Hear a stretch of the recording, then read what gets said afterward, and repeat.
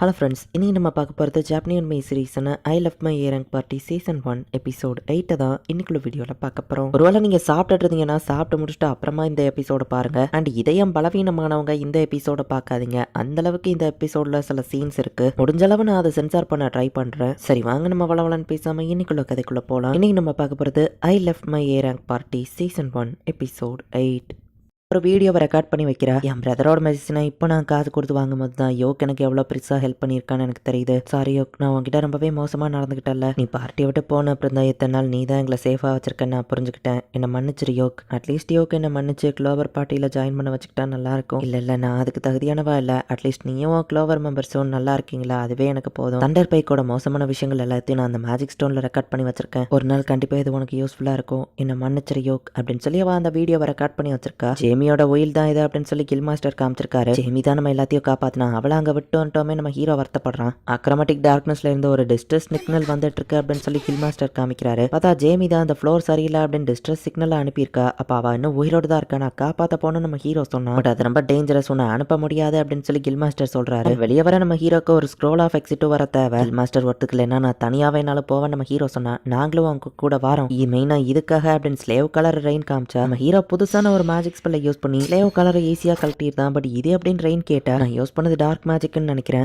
ரெஸ்பானோட அந்த கார்ஸுக்கு அப்புறமா என் மண்டைக்குள்ள சில ஸ்பெல்ஸ் இன்சர்ட் பண்ணப்பட்டிருக்கு. சர்ச்சு கிட்ட மட்டும் சொல்லிடாதீங்க சரியா நம்ம ஹீரோ காமெடி பண்றான். காடஸ் ஆஃப் டெத்துக்கு என்ன பிடிச்சதும் ஒரு வகையில எனக்கு நல்லதா தான் இருக்கு நம்ம ஹீரோ யோசிச்சுட்டு எல்லாரும் போகலான்னு முடிவு பண்ணா. கதவை எவனோ ஃபோர்ஸ்ஃபுல்லா தட்டுறான். பார்த்தா பெஸ்ஸியோ தான் அந்த இடத்துக்கு வந்து நிக்கிறான். உங்களோட மாஸ்டர் வந்திருக்கேன், என்ன மரியாதை இல்லாம இருக்கீங்க அப்படின்னு நம்ம கேட்டா. இது எங்க வீடு, நீ அவன்டா நம்ம ஹீரோ கேட்டா. பெஸ்ஸியோ நம்ம ஹீரோவை அட்டாக் பண்ண வரவும் நம்ம ஹீரோ அவனை அட்டாக் பண்றான். சைமனுக்கு அந்த ஹெல்ப் பண்ணது நீ தானே நம்ம ஹீரோ கேட்டு சைமன் செத்துட்டான்னு சொல்லவும் ரெயின் நான் உன்னை ஆர்டர் பண்ற வெளியே வா அப்படின்னு நம்ம கத்திட்டு இருக்கான். ரெயினும் வெளியே வரவா இவங்க எல்லாத்தையும் அட்டாக் பண்ண அப்படின்னு நம்ம சொன்னோம். ரெயின் பெசியாவை போய் அட்டாக் பண்றான். ஒரு இம்பார்ட்டன்ட் மெர்ச்சன்ட் கொன்றாதா அப்படின்னு நம்ம ஹீரோ சொல்றான். சரி அப்படின்னு ரெயினும் விட்டுருதா. இதை நீ தானே அவன்கிட்ட கொடுத்து ஏமல போட சொன்னா, இதை நீயா வச்சுக்கொண்டு பெசியாமலாவா அந்த காலரை மாட்டி விட்டுட்டு இன்னொரு மட்டும் என்கிட்ட வந்த நீயே ஒன்னு கொள்ள சொல்லி என்கிட்ட கேப்ப. இப்போ நான் யோக்குக்கு தான் சொந்தம் அப்படின்னு ரெயின் சொல்லவும் இல்ல பொய் சொல்லாத அப்படின்னு பெசியா பார்த்தா. நம்ம ஹீரோ அவன் மேல ஒரு கர்ஸை போட்டு அவன் பிளட் எல்லாத்தையும் பாயிலிங் ஆயில் மாதிரி மாத்திரான். இன்னொரு மட்டும் நீ ரெயின் கிட்ட வந்தனா கொதிக்கிற ஆயில்ல நீ விழுந்த மாதிரி உன் பாடி எரிய ஆரம்பிச்சிடும். இனி எங்க பக்கமே வந்துடாத அப்படின்னு நம்ம ஹீரோ அவனை மிரட்டுறான். திரும்பவும் அக்ரோபாட்டிக் டார்க்னஸ்குள்ள போறதுக்கு தேவையான பொருள் எல்லாத்தையும் வாங்கிட்டாங்க. பட் ஸ்க்ரோல் ஆஃப் எக்ஸிட் கிடைச்சாதான் இவங்களால சேஃபா திரும்ப வர முடியும். என்ன பண்ண அப்படின்னு நம்ம ஹீரோ யோசிச்சுட்டு இருக்கான். மிஸ்டர் யோக் அப்படின்னு சொல்லி யாரோ வந்து கதவை தட்டுறாங்க. பார்த்தா வேற ஒரு அட்வென்ச்சர் பார்ட்டியோட லீடர் நம்ம ஹீரோ கிட்ட வந்து இந்தாங்க ஸ்க்ரோல் ஆஃப் எக்ஸிட். பட் எதுக்கு நீங்க அக்ரோபாட்டிக் டார்க்னஸ்குள்ள போகணும்னு நினைக்கிறீங்கன்னு கேட்டா ஒரு ஃப்ரெண்டை காப்பாத்த நம்ம ஹீரோ சொல்லவும் தாராளமா அப்ப போயிட்டு வாங்கன்னு அவரும் ஃப்ரீயா நம்ம ஹீரோக்கு ஹெல்ப் பண்றாரு. ஓ தேங்க்ஸ் அப்படின்னு நம்ம ஹீரோவோ சொல்றான். லோசன்ட் பத்தி நான் கேள்விப்பட்டிருக்கேன். அவரோட ஃப்ரெண்ட்ஸ் எல்லாம் டஞ்சன்ல இறந்து போயிருக்காங்களா அப்படின்னு நினைவு சொல்றா. கில்டோட ஆர்டர்ஸை மீறி தான் நீங்க உள்ள போறீங்க, சோ அதுக்காக நான் அவங்கள பனிஷ்மெண்ட் பண்ண வேண்டியது இருக்கும் அப்படின்னு கில் மாஸ்டர் சொன்னா. பரவாயில்ல நம்ம ஹீரோ சொல்லுவோம் இவனும் சாகா மாதிரியே பிடிவாதமா தான் இருக்கான் அப்படின்னு மமர் பாக்குறா. இவன் உள்ள போனாலும் உன்னால ஜேமியை கண்டுபிடிக்க முடியுமான்னு கில் மாஸ்டர் கேட்டா. ஒவ்வொரு தடவை அக்ரோமேட்டிக் டார்க்னஸ்குள்ள போவோம் நம்ம எங்க போகணும்னு நம்ம நினைக்கிறோமோ அதுக்கு தகுந்தபடி தான் அந்த ஃப்ளோர் சேஞ்ச் ஆகுது. நீங்க அந்த இடத்துக்கு போனப்போ டஞ்சனோட டீப்பஸ்ட் பார்ட்டுக்கு போகணும்னு நினைச்சிருப்பீங்க, அதனாலதான் அந்த இடத்துக்கு போனீங்க.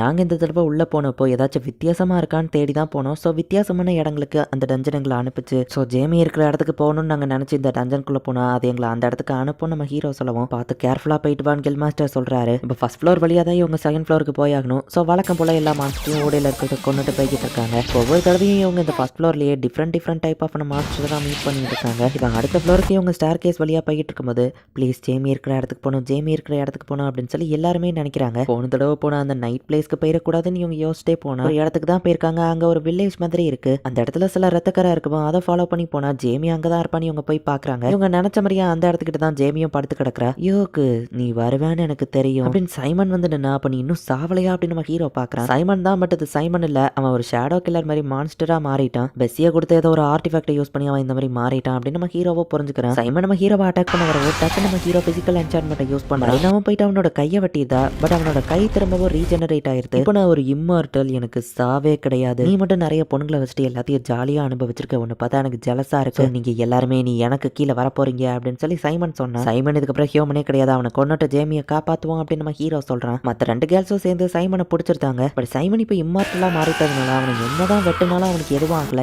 ஈஸியா ரீஜெனரேட் ஆகிக்கிட்டே இருக்கான். யோக்கு எப்படி ஆனாலும் சரி நான் ஒன்னையவோ உன் ஃப்ரெண்ட்ஸையோ கொல்லாம விட மாட்டேன் அப்படின்னு சொன்னா. Scent of decay, decomposition, chaos அப்படின்னு சொல்லி நிறைய மேஜிக் ஸ்பெல்ஸை ஒன்னா கம்பைன் பண்ணி பிரிசமிக் மிசைல் அப்படின்னு நம்ம ஹீரோ யூஸ் பண்றான். நான் சொன்னல நான் சாக மாட்டேன், இந்த அட்டாக்லாம் எதுவும் பண்ணாதன்னு சொன்னா. உன் பாடி இம்மார்டல்ல, சோ இதை நல்லா என்ஜாய் பண்ண நம்ம ஹீரோ சொல்றான். சைமனோட பாடி அப்படியே வீங்கி ஆட்டோமேட்டிக்கா வெடிச்சுட்டே இருக்கு. பட் அவன் இம்மார்டல்ங்கிறதுனால ரீஜென்ரேட் ஆகிக்கிட்டே இருக்கான். நீ சாகிற வரைக்கும் அந்த ஸ்பெல் கண்டினியூஸா உன்னை வடிக்க வச்சுட்டே தான் இருக்கும். பெரஸ்பானோட கர்ஸையும் அதுல கலந்துருக்கான்னு நம்ம ஹீரோ சொல்றான்.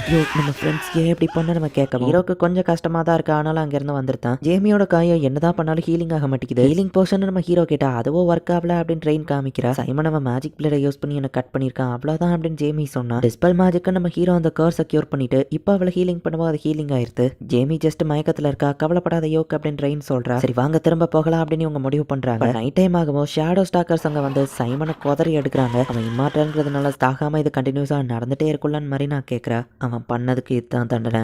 இப்போ நான் அவனை விட்டுட்டு போக போறேன் அப்படின்னு ஸ்க்ரோல் ஆஃப் எக்ஸிட் இப்போ நம்ம ஹீரோ யூஸ் பண்றான். Good bye.